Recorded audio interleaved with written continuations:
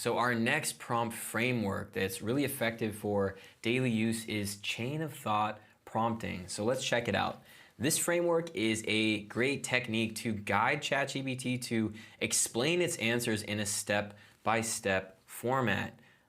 This is really cool because you get to see its reasoning process. So this technique helps to ensure that A, the model's answers are transparent and easy to understand from you, the user, and it's great for making explanations that are expanded upon and more useful for educational and explanation purposes. So rather than explain this anymore, let's just go into the formula and the example. So our formula is actually very simple for this one. We have whatever your question is, and then the prompt that you always want to use is let's think step by step. So let's see what ChatGPT does. So we have our first example. What is the diameter of the sun? And I want to put this in without our prompting framework. So it says exactly what the answer is to our question. The diameter of the sun is approximately 1.39 million kilometers, AKA, this is a big number, 864,938 miles.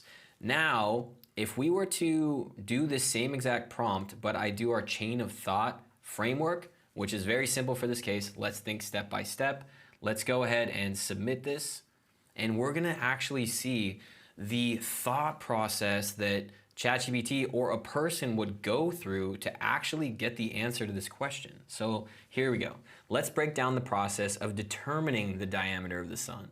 Step one, you understand what we mean by the diameter of the sun. The diameter of an object is the distance between 2 points on its surface, passing through its center. In the case of the sun, its diameter is the distance between 2 points on its surface, passing through the sun's center. So it's talking about, from the basic level of the explanation, what the diameter is for an object, what the diameter is for the sun, and then the next step. Step two, find the most accurate measurement of the diameter of the sun. And it goes into how it came up with that, or how one would go through that process. According to NASA, the most accurate measurement of the diameter of the sun is approximately, boom, our number. And then we want to understand the units of measurement. It's important to understand the units of measurement used when discussing the diameter of the sun. Kilometers and miles both specify the length. And then we go into step four, convert the diameter to units of measurement as an optional step. So now let's look at our second example and see what else